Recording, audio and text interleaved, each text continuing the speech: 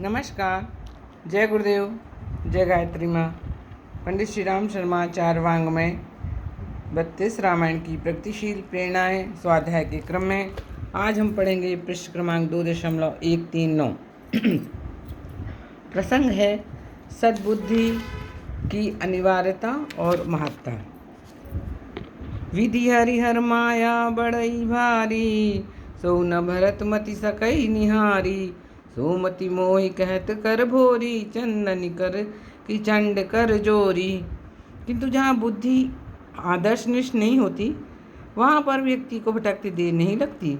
विपरीत परिस्थितियाँ और सलाहें तो हर व्यक्ति के सामने आती ही रहती हैं, किंतु कुबुद्धि के कारण उन्हें जमने और फलित होने का अवसर मिल जाता है।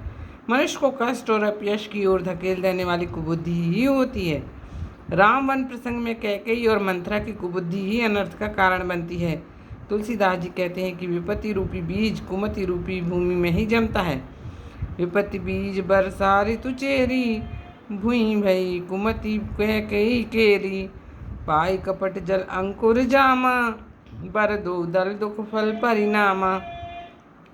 कैकेयी की कुमति ने ही उसे राज सम्मान से वंचित कर अपयश का भागी बना दिया। कोप समाज साज सब सोई, राज करत निज कुमति बिगोई। कुमतहि कसी कुवेशिता फावी, अन अहिवात सूच जनु फावी। राजा को वचनबद्ध करके वह अनर्थ करने को तैयार होती है, यह उसकी कुमति का ही सूचक है। यह सुनि मन गुनि शपथ बड़ी, विहसी उठी मति मन। भूषण सजत विलो की मृग, मनहु की राति निफंद। बात दृढ़ाई कुमति हंस बोली, कुमति कुबहंग कुलह बजनु खोली। राजा दशरथ उन्हें समझाने के लिए प्रयास करते हैं, पर कुमति का प्रभाव देखकर खींच कर रह जाते हैं। यही विधि राव मन ही मन झाँका, देख कुभाति कुमति मन माखा। निष्ठुरता अपना प्रभाव कुबुद्धि के सहारे ही दिखा पाती है। मूठी कुबुद्धि धारु निठुराई, धरी कुबरी शान बनाई। कुबुद्धि ग्रस्त प्राणी मीठे वचन सुनकर भी रुष्ट होता है। कैकेयी का यही हाल हो जाता है। सुनि मृदु वचन कुमति अति जरई, मनहु अनल आहुति घृत परई। राजा दशरथ जानते हैं कि भरत को राज्य की आकांक्षा नहीं, किंतु कुबुद्धि ग्रस्त कैकेयी ये नहीं समझ पाती। चहत न भरत भूप तहीं भोरे, विधि बस कुमति बसी जिय तोरे। कैकेयी की करनी सुनकर नगरवासियों की यही प्रतिक्रिया होती है कि वे भी उसे कुबुद्धि के कारण भागी मानते हैं तथा राजा दशरथ पर ही भी दोष लगाते हैं। उसकी कुमति को देखकर बिना ही वचनबद्ध क्यों हो गए। कुटिल कठोर कुबुद्धि अभागी, भई रघुवंश बेनु बन आगी। एक कहीं भल भूप न कीना, बर विचार नहीं कुमितहि दीना। नगर की नारियां महिलाएं उन्हें समझाने का प्रयास करती हैं, किंतु वे जब नहीं समझती तो वे भी उसे मतिमंद अभागी कहकर जाती हैं। व्याधि साधि जानते न त्यागी, चली कहत मतिमंद अभागी। निषाद राज को जब पता लगता है कि वे भी कैकेयी को कुमति और मतिमंद ही कहते हैं। कैकेयी नंदनी मंदमती, कठिन कुटिलपन कीन। यही रघुनंदन जान कहीं, सुख अवसर दुख दीन। भई दिन कर कुल विटप कुठारी, कुमति कीन सब विश्व दुखारी। भरत जी भी रोष में यही कहते हैं कि हृदय में कुमति का निवास होते ही हृदय टुकड़े टुकड़े क्यों नहीं हो गया। जब ते कुमत जी ठयऊँ, खंड खंड हुई हृदय न गयऊँ। भरद्वाज जी से भी भरत यही कहते हैं कि माता की कुमति ही सारे अनर्थ का कारण बनी। मात कुमति बढ़ई अग मूला, तेहि हमार हित कीन वसूला। उक्त प्रकरण से सिद्ध होता है कि कुमति का कारण विपत्ति का कारण कुमति है और रावण भी उसी का शिकार होता है। विभीषण उसे यह कहता है कि कुमति को न पनपने देकर सुमति को विकसित करना चाहिए। सुमति से संपत्ति तथा कुमति से विपत्ति मिलती है। कुमति का कारण सब कुछ उल्टा दिखने लगता है। सुमति कुमति सबके उर रही, नाथ पुराण निगम मस कहीं।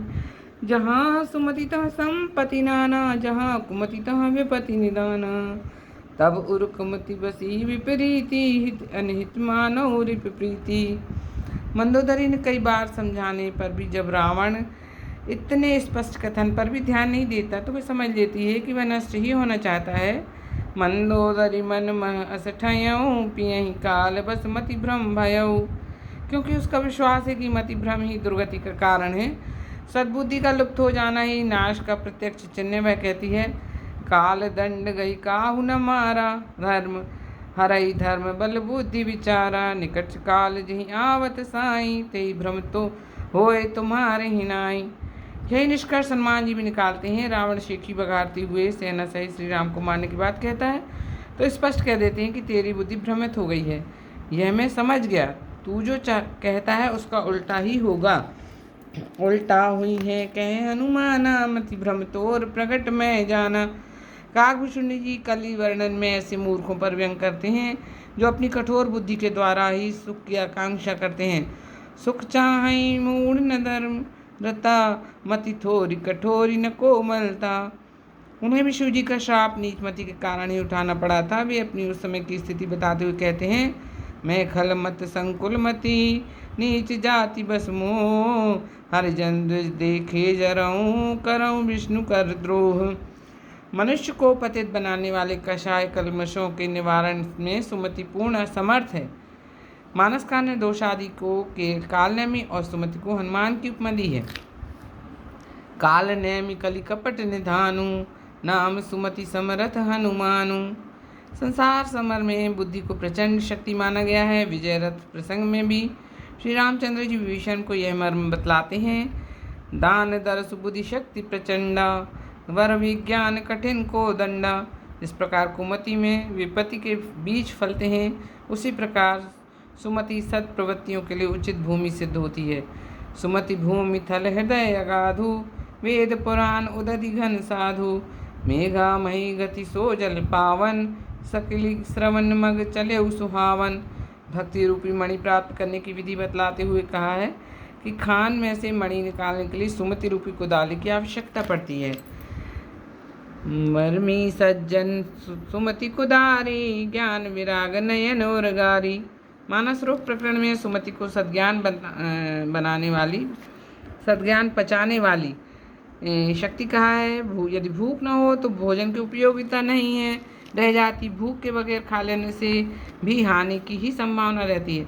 जब सुमति रूपी पाचन शक्ति बढ़ जाने पर ज्ञान आत्मसात होने लगता है तथा विषय आदि दुर्बलताएं मिट जाती हैं तो मनुष्य नरश्रेष्ठ बन जाता है। सुमति क्षुधा बाढ़ई नित नई, विषय आस दुर्बलता गई।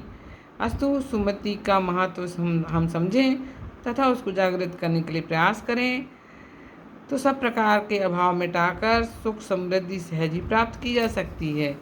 इति श्री आज का स्वाध्याय यहीं तक है। कल विवेक युक्त हंस प्रवृत्ति पर चर्चा करेंगे। तब तक के लिए नमस्कार। जय गुरु।